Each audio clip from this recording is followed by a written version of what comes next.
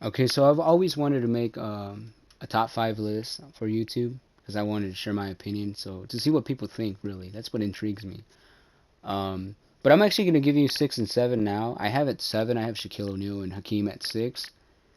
I think that's like the proper placing for them. I know people might disagree. They might have Hakeem a little bit higher. Maybe they have him lower.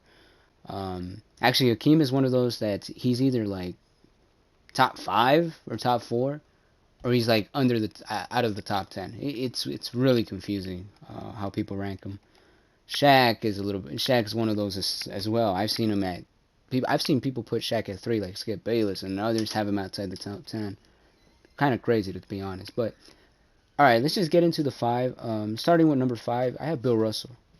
Now I know you people talk about the 11 rings. That's not why I have him in my five. I think he's the best defender ever, the second best rebounder ever, offensively as well. He wasn't a liability to say the least because the dude got a lot of putbacks. I mean, a lot of offensive rebounds. That's very useful offensively, and he could pass. He was a pretty good passer. He wasn't the best, and he did have his turnover here or there, quite a bit to be honest. But overall, he was a positive offensive player who happened to be the best defender ever. So I can't sit here and deny his greatness. On top of that, his defense is technically the most valuable ability in NBA history. By the way, I was just really shocked that I missed that shot, but ability in NBA history. So that's my reason to have him in the top five and number five position, or spot number five, I guess you would say. But going on number four now, number four and number three, they're so close to me. I think one and two are. It's just like one and two are very close. I think you can flip them. I can flip three or four. I'll flip them like every day.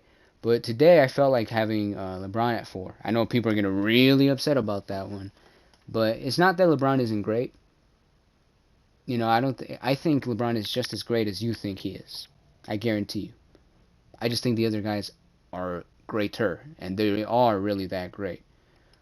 So yeah, but LeBron offensive, I won't say much about LeBron. I think you've heard everything about him. I think he's maybe the best offensive player ever, one of the best scorers ever, and one of maybe the best playmaker ever as well.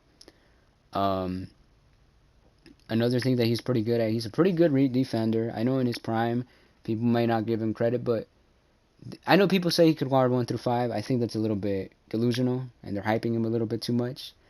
Because he ain't guarding no good five, or a good scoring four or five. They're torching him. Kevin McHale would have torched LeBron. You know, Charles Barkley would have torched LeBron. So I don't think he's that great defensively, but he was a really good weak side rim protector. Um, so I gotta give him his credit. He was a pretty darn good defender in his prime. Now number three is Kareem. I think Kareem might be the best offensive center ever, and at the same time he was a great defender in his career. And I mean great. That might be another statement. The dude was a phenomenal defender. I know he took a step back. The older he got, he didn't stay as consistent as the other all-time greats. Like Hakeem and Bill Russell, at an old age, were still incredible defenders.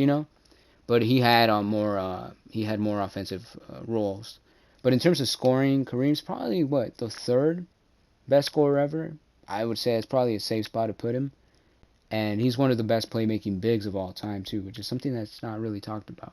And he did that for such a long time that I can't keep him out of the top. I'll never put him out of the top four. I'll tell you that right now. But I can't really. That right there swung me. I think he's a better defender than LeBron. That's why I have him a little bit higher. I think the gap is bigger on defense than it is on offense, even though I consider LeBron a better offensive player. Anyway, at number two, and this is what I mean by one and two are really close. I might just name both of them at the same time. It's MJ at number two, Wilt at number one. Now the reason I have MJ at number two is pretty simple. I just think Wilt's a little bit greater. Like nothing against MJ because MJ is phenomenal. The MJ is the best offensive player ever in my opinion, and the best besides Wilt in his prime. He's the best scorer ever. I can't take that away from him. Because he did it for longer than Wilt. He did it a little bit longer than Wilt. Wilt only did it for 7 years. MJ did it for his entire career. But he's a phenomenal offensive player. And here's something that people don't talk about with Michael Jordan. He's one of the best playmakers ever. The dude created so many wide open shots for his teammates. He would move off the ball. He would run. He would, when he had the ball in his hand, it didn't matter. he didn't have the best passing vision ever. He was a pretty darn good passer, especially in his like prime and as he got older. But there was guys that were better, you know.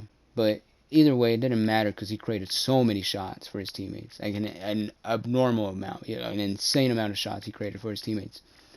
So that's why I have him number 2. And obviously, you could talk about defensively. Michael was a phenomenal defender. I do think the media has a tendency to overrate him a little bit because they'll rank him in the top 5. My goodness, I've heard people call Michael the greatest defender ever. You know, so in that sense, he is a little bit overrated defensively, just a little bit. Well, maybe, but some people they overrate him beyond belief. But he is very great, to put it the least. And what he did in the playoffs and with the team that he had around him, that what he did, it's just hard to deny his greatness. With Wilt, though, I think this guy is just a little bit different. You know, they are close, and I could see why you could have anyone above Wilt, really. I could see why you could have LeBron at 1, to be honest. I would disagree, but I can see it. But with Wilt, he's just, I think he's the best two-way player ever. Offensively, people really discredit him now, especially the quote-unquote intellectuals on Twitter.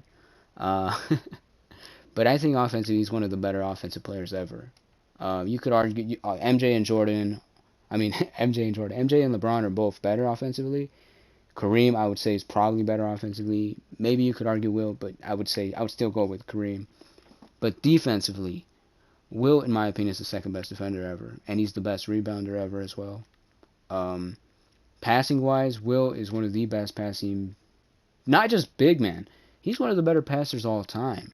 When he had to do it, obviously there's a lot of guys in that list. I'm not going to sit here and tell you he's top 10, but he's a great passer that you could compare him to other great passers that are non-bigs. The only big that's a better passer than him, I would say, is Jokic. Other than that, I can't tell you there's a single player that's as good as Wilt, or a single big as good at passing and playmaking as Wilt. Wilt was just really smart at creating shots. If you go watch when he was in with the Lakers or with the Sixers, he would do this handoff, and I want you to pay attention what he would do. He would hand it off, turn his body at the same time, or not, yeah, and prematurely would be the correct wording for it. So he could set a screen while he was handing off, and then his teammates would get a bunch of wide open corner shots, or corner mid-range shots, which at that time in that era were the most efficient jump shots in the NBA. And another thing they would do is they would just cut the whole way and then take layups, or they would send cutters and you could hit him. He was really good at finding cutters, while simultaneously being the most efficient volume scorer ever.